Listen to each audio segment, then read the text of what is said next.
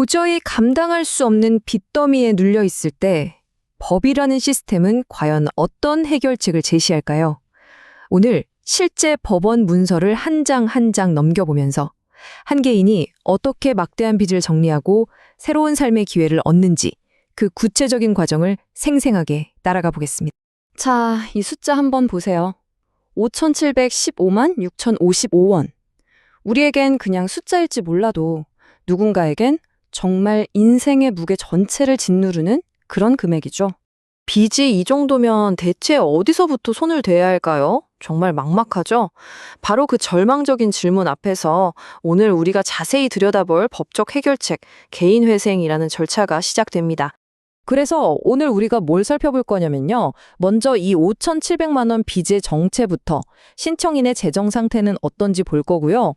그리고 법원이 내놓은 3년짜리 변제 계획, 그 유명한 월 60만 원은 어떻게 나온 건지, 또 돈은 누구부터 받게 되는지, 마지막으로 원금의 51%만 갚는다는 게 도대체 무슨 뜻인지 하나씩 다 파헤쳐 보겠습니다. 자, 그럼 첫 번째, 5,700만 원짜리 빚. 이 문제의 규모부터 한번 제대로 보죠. 보시면 총 채무 중에 거의 4분의 1, 그러니까 1,460만 원이 이자예요. 이러니까 원금은커녕 이자 갚기도 벅차서 그야말로 빚의 늪, 한 번 빠지면 헤어나올 수 없는 개미지옥이 되는 겁니다. 아니 그럼 이 빚, 사치를 부리거나 투자를 잘못해서 생긴 걸까요? 문서를 보니까 이유는 정말 너무나 평범했어요. 바로 생활비 부족. 이게 뭘 의미하겠어요? 이분이 특별한 게 아니라 정말 우리 주변의 누구에게나 일어날 수 있는 일이라는 거죠. 자, 그럼 이 문제를 해결해야 하는데 이 신청인이 가진 건 과연 뭘까요? 재정 상태를 한번 들여다보겠습니다. 프로필을 간단히 보면 대한태권도협회에서 일하고 월급은 한 178만 원 정도. 1인 가구고요. 여기서 진짜 중요한 게 뭐냐면 임차보증금 2천만 원이 있긴 한데 이건 법적으로 최소한의 주거를 보장하기 위한 면제재산이라 빚 갚는 데 쓸 수가 없어요. 그러니까 사실상 없는 돈이나 마찬가지인 거죠. 이 그래프가 지금 상황을 그냥 한눈에 보여주네요. 갚아야 할 돈은 5,700만 원이 넘는데 당장 가진 재산을 다 팔아도 손에 쥐는 돈. 이걸 청산가치라고 하거든요. 이게 고작 128만 원이라는 거예요. 이 어마어마한 차이, 바로 이래서 법원이 나설 수밖에 없는 겁니다. 자, 이제 문제 얘기는 그만하고 해결책으로 넘어가 보죠. 법원이 제시한 3년짜리 변제 계획 한번 살펴볼까요? 계획은 아주 심플하고 명확해요. 2020년 3월부터 시작해서 딱 36개월, 그러니까 3년 뒤인 2029년 2월에 끝나는 겁니다. 이 정해진 끝이 있다는 거, 이게 채무자한테는 정말 한 줄기 빛과 같은 희망이거든요. 그럼 3년 동안 총 얼마를 갚게 되는 걸까요? 네, 2,160만 원입니다. 원래 빚이 5,700만 원이었잖아요. 엄청나게 줄었죠. 아니 대체 이 금액은 어떻게 나온 걸까요? 바로 이겁니다. 오늘의 하이라이트죠. 월 60만 원의 비밀. 이 돈이 어떻게 계산됐는지 지금부터 그 공식을 알려드릴게요. 핵심은 가용소득이라는 개념이에요. 말이 좀 어려운데 아주 쉽게 말해서 내 월급에서 세금이랑 진짜 먹고 사는데 꼭 필요한 최소한의 돈, 이걸 뺀 나머지 금액이에요. 법이 딱 정해주는 거죠. 빚 갚는 건 좋은데 굶어 죽지 마라. 최소한의 인간적인 생활은 보장해줄게. 바로 이겁니다. 계산은 진짜 간단해요. 보세요. 월 소득이 약 178만 원이죠? 여기서 법원이 인정한 1인 가구 최저생계비 약 118만 원을 그냥 빼는 겁니다. 그럼 얼마가 남죠?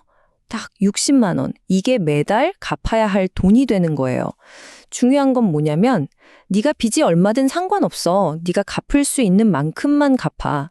이게 바로 개인회생 제도의 핵심 철학인 거죠. 갚아야 할 빚이 아니라 갚을 수 있는 능력에 초점을 맞춘다는 거. 좋아요. 그럼 매달 60만 원씩 갚는 건 알겠는데 그 돈은 누구한테 먼저 갈까요?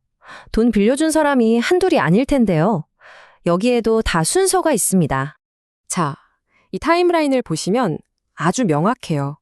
처음 19개월 동안은 세금이나 4대 보험료처럼 국가에 내야 할 돈, 이걸 우선 채권이라고 하거든요. 이걸 먼저 싹 다 갚아요. 그리고 나서야 19개월이 지나야 은행이나 카드사 같은 일반 채권자들한테 돈이 돌아가기 시작하는 겁니다. 자, 이제 마지막 퍼즐 조각입니다. 가장 중요하죠. 아니, 원금의 거의 절반을 깎아주는데 법원은 왜 이런 계획을 허락해주는 걸까요? 이게 어떻게 채무자뿐만 아니라 채권자한테도 이득이 되는 건지 그 구조를 한번 뜯어보겠습니다. 이 비교표를 한번 보세요. 이게 진짜 재밌어요. 만약 이 신청인이 그냥 나 돈 못 갚겠어요 하고 파산해버리면 채권자들이 가져갈 수 있는 돈은 저 128만 원이 전부예요. 그걸 나눠 가져야 하는 거죠. 그런데 이 3년짜리 계획을 따르면 무려 2,160만 원을 돌려받을 수 있어요. 자, 여러분이 돈 빌려준 사람이라면 어떤 게 더 낫겠어요? 답은 너무 뻔하죠? 바로 이겁니다. 법원이 이 계획을 승인해주는 핵심적인 이유. 청산가치 보장의 원칙이라는 건데요. 말이 어렵지 뜻은 간단해요. 개인회생으로 갚는 돈이 파산해서 받는 돈보다는 무조건 많아야 한다는 원칙이에요.